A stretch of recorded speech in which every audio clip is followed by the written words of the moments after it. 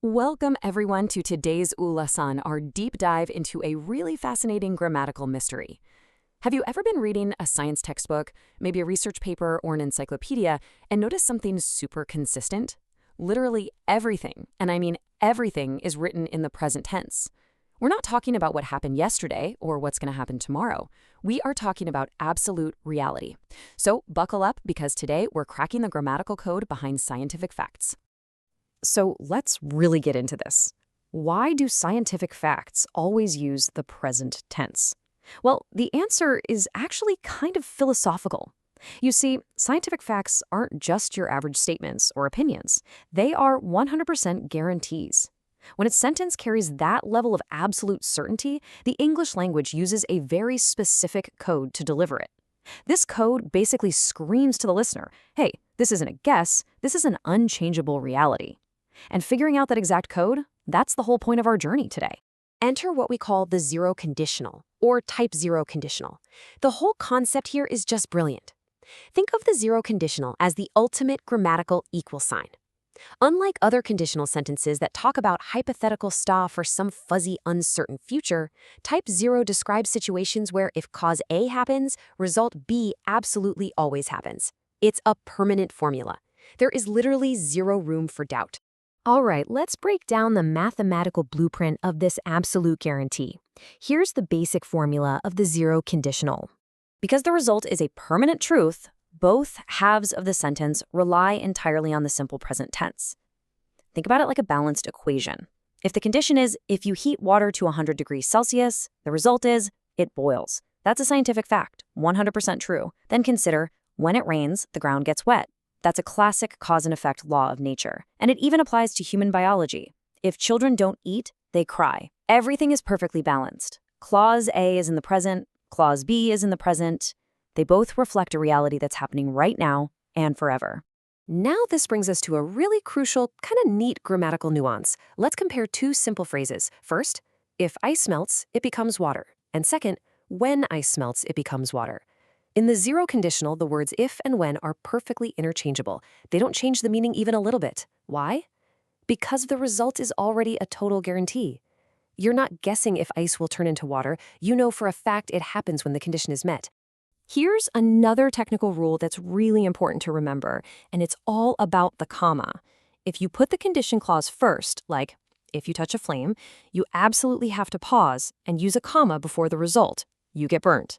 But listen to what happens when we flip it. You get burned if you touch a flame. Poof, the pause is gone. Reversing the order of the clauses completely removes the need for a comma. It changes the visual flow of your sentence, but the reality of the outcome? Still an absolute guarantee.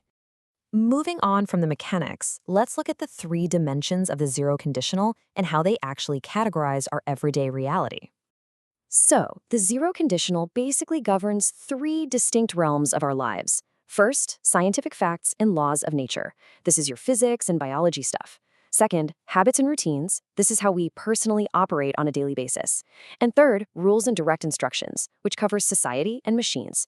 Let's dive into each of these dimensions so you can really start to see the pattern. First up, scientific facts. Think about the unbreakable laws of physics. If you drop an apple, gravity pulls it down. Or when water freezes, it expands. You see, the universe doesn't negotiate. There are no maybes here. This is exactly why science books always use the present tense. They're literally communicating the universe's unbreakable laws to us. The second dimension is our own habits and biology. These act as their own kind of mini guarantees. Like, if I drink coffee late at night, I can't sleep. Or when my brother gets stressed, he listens to jazz music. Sure, it's not quantum physics, but for that specific person, it's an absolute cause and effect. It's a chain reaction that happens every single time the trigger gets pulled. Dimension number 3 is all about how our society and machines operate, rules and direct instructions. If you press this red button, the machine stops. There's no room for debate there. The same thing goes for out on the road. When the light turns red, drivers stop. We use this exact same structure to enforce absolute compliance. Cause A yields result B, no exceptions whatsoever. All right, let's shift gears to the really fun stuff. We're going to see how famous Hollywood screenwriters use this grammatical code to establish strict rules within fictional worlds. We're kicking this off with an absolute classic, The Lion King. Remember that iconic scene where Mufasa is teaching Simba about nature? Mufasa says, with all that incredible gravity, "When we die, our bodies become the grass, and the antelope eat the grass." This isn't just throwaway dialogue, guys. This is a profound declaration of the circle of life as an unbreakable law. If we break down the grammar here, the formula is crystal clear. The condition, when we die, is in the present simple. The result, our bodies become the grass, is also in the present simple. Mufasa isn't predicting some random future. He's using the zero conditional to establish an absolute biological law of nature that applies to every single living thing in the Pride Lands. It is just a masterclass in using grammar to add real weight to a fictional world. Now, let's pivot to something a whole lot darker and more intense. Down in a dingy basement, Tyler Durden in Fight Club is laying down the law for his underground group. The eighth and final rule: if this is your first night at Fight Club, you have to fight. Notice how Tyler weaponizes type 0 here.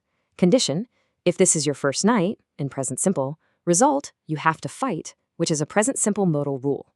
Tyler is not giving anyone a choice. He's establishing a mandatory official rule. Every single time a newcomer shows up, the automatic requirement is that they fight. It's the zero conditional being used to enforce total, unyielding authority. For our final Hollywood example, let's look at the mentor-mentee dynamic in Spider-Man: Homecoming. Tony Stark is super disappointed in Peter Parker's recklessness and decides to take back the high-tech suit. When Peter begs him to reconsider, Tony delivers this absolutely crushing philosophical line: "If you're nothing without this suit, then you shouldn't have it." This just brilliantly illustrates a moral principle. Tony perfectly balances the condition, "if you're nothing without this suit," with the result, "then you shouldn't have it." Both are locked in the present tense. Tony is stating a universal rule about what actually makes someone a true superhero. Character is an absolute. It doesn't depend on flashy technology. Once again, the zero conditional is doing the heavy lifting to convey a fundamental truth. So we've seen how everything from the hard sciences to our daily routines to icons like Mufasa and Tony Stark rely on this exact structure to define reality. The main takeaway here is that the zero conditional, where cause A strictly equals result B, is exactly how we understand and express the things we can rely on completely. Now, I've got a challenge for you. What is your absolute truth? Take a look at your own habits or personal rules and try writing your own unbreakable sentence using the zero conditional. Thanks so much for joining me for today's explainer, and keep exploring the amazing codes hidden in our language. Catch you next time.